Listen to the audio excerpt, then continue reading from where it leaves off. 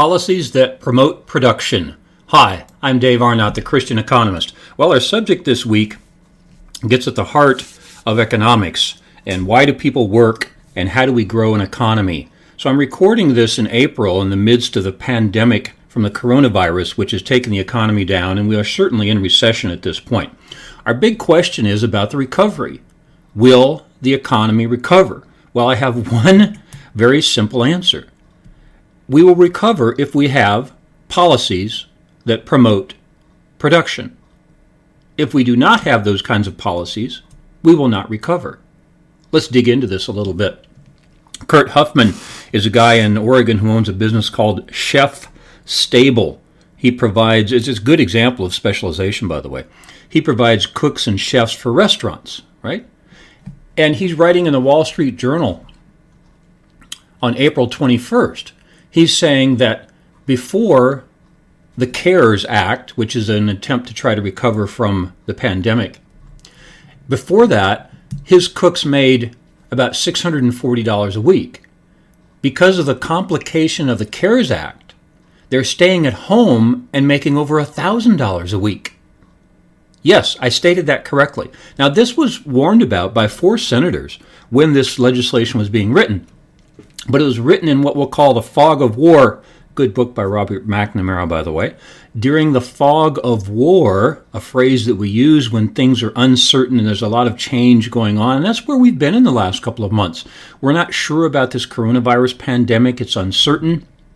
Matter of fact, a couple of episodes ago, mine was titled Decision-Making in Uncertain Times. What do we do in these uncertain times? Well, in uncertain times, in the fog of war, you're going to make mistakes. And what Kurt Huffman is writing about in the Wall Street Journal on April 21st is one of those mistakes, that people are paid more for staying home than they are for going to work. Yes, I said that correctly. And so he writes there, why on earth would people want to come back to work, says Huffman. Here's another sentence from his article. He says, I'd have to pay my cooks over $25 an hour to match what the government is paying them not to work. He had been paying them $16. See, these are not policies that promote production. These are policies that promote non-production. In our forthcoming book, titled Biblical Economic Policies, Sergei Seidamatov and I find 10 what we call our commandments for economics. And one of them is work is good. So we believe that work is good and we should work. During this fog of war, we have some policies that do not promote production. But some countries have these all the time. And that's my subject today, which is what are policies that promote production? Well, one of the first books in economics is by Ludwig von Mises, and it was called Human Action. This tells us that economics is about human behavior. And look, it's real simple. People respond to 2 things, rewards and punishments. They move toward rewards and from punishments. In the other class I teach at the university, strategic management, when we get into the subject on strategic control, we have fascinating conversations about sports. And we say, well, why is it people watch football but not so much badminton? Well, it's because of the control system. Particularly the NFL. They make minor changes in their rules every year which satisfy their customers. See, in strategy, we call the objective of strategic management is to align your organization with its environment. Well, the NFL does that. They simply ask, what do people want to see? And they give them more of that. And we have a fascinating conversation about that with the students in my class about control systems in organizations. Well, our control system that we're talking about today is, does your government have a control system that favors policies that promote production? Do they pay them more for going to work than staying at home? It's as simple as that. Listen, in your city, in your family, in any organization, your church, any organization you belong to, just simply ask the question, are the rewards in the right place? Your organization is perfectly designed to produce the outcome you have produced. Think about it. If you take an outcome and then you track back, if you ask the question, parents, why is my teenager behaving this way? Because he or she is rewarded for doing so. It's that simple. Yeah. Malcolm Gladwell, in his book Outliers, does a fascinating case of taking people at the end, meaning at the success point, and then tracking back. And he says, for an example, why is Bill Gates Bill Gates? Why did he become so rich? And he looks back and he explains it clearly. See, there was a system that produced this. There was a system that produces good economies and bad economies. What underlines it? One sentence: policies that promote production. I mean, we often talk about this concept called the wealth of nations.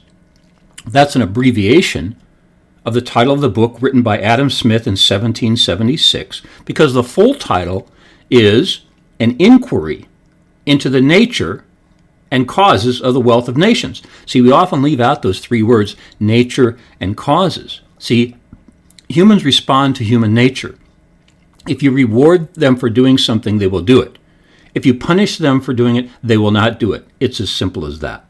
And that's what Adam Smith was trying to figure out in 1776. Matter of fact, his comment, the wealth of nations, if you do a search, you'll find it 8 times in the Old Testament, 5 times in Isaiah. Maybe the clearest one is this one from Isaiah 66:12. Quote, "For this is what the Lord says, I will extend peace to her like a river, and the wealth of nations like a flooding stream." 5 times in Isaiah, 8 times in the Old Testament. That's perhaps the clearest. And so the Old Testament wants to know, how do we produce a wealth of nations? Yeah.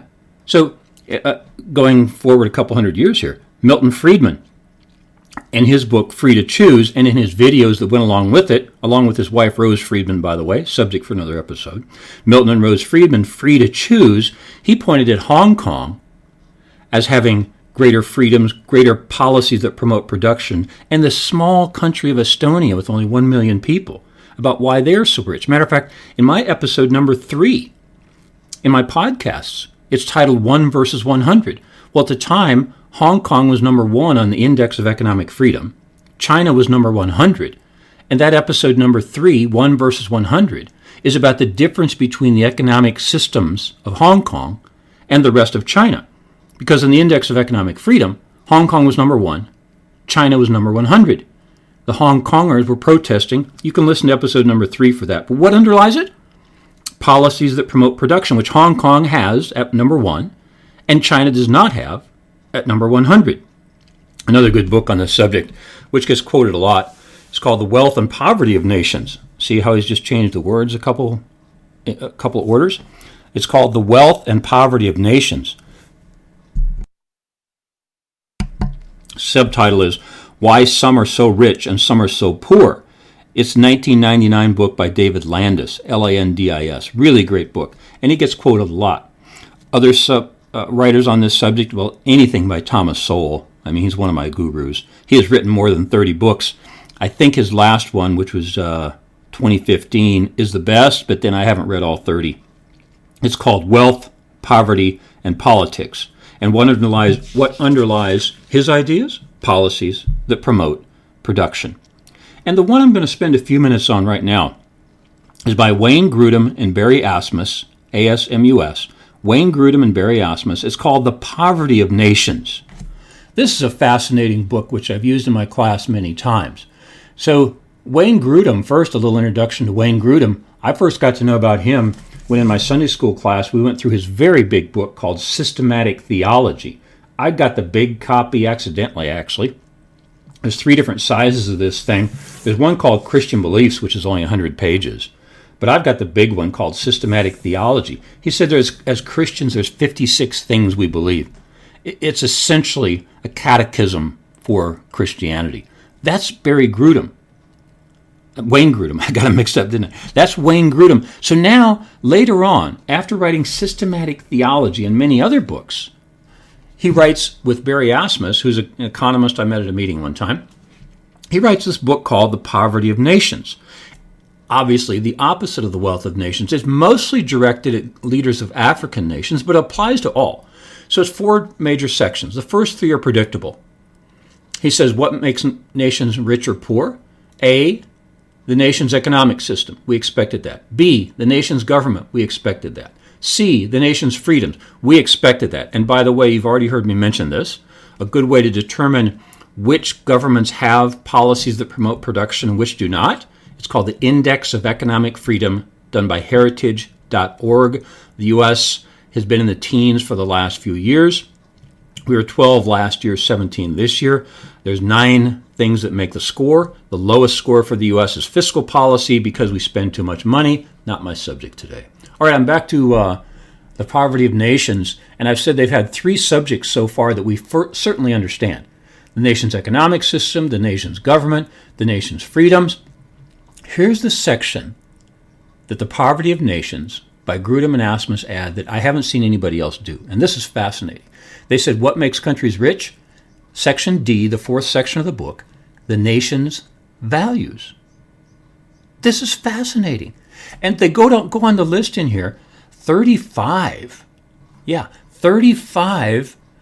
values that promote production, that make countries wealthier. Just a few for you. Number 1, the society in general believes that there is a God who will hold all people accountable for their actions. 2, the society in general believes that God approves of several character traits related to work and, listen for it, related to work and productivity.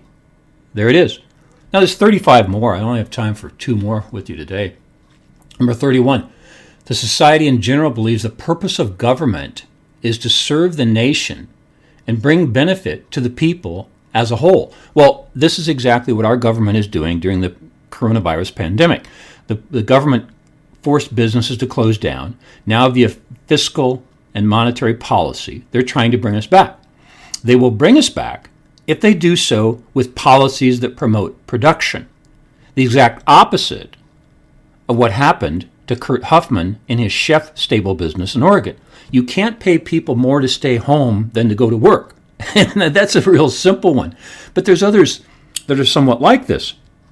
So we look at an index of economic freedom to define what are policies that promote production. Look, let's talk about monetary policy just for 2 minutes.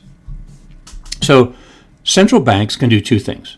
They can change the money supply and they can change the interest rate. When you dig into it, you find out those are the same, but let's leave them separate for now. They can change the money supply, they can change the interest rate. Going into this coronavirus pandemic, there were actually 3 countries who had negative interest rates. Yeah, I know that doesn't make sense, but they did. That's an indication that those countries did not have policies that promote production. Because if they did, they wouldn't have to offer negative interest rates. It's subject for another episode some other time. So as Christians, we want to know, what are the policies that promote production? Well, there are things that make people work, that encourage them to work. I shouldn't say make. Things that encourage them to work and not to stay home. So we're in the middle of trying to determine an economic recovery from the coronavirus pandemic. Will we recover? If we have policies that promote production, because God wants us to work. God thinks work is good. I'm Dave Arnott, the Christian Economist, where our slogan is, fear God, tell the truth, earn a profit. See you next time.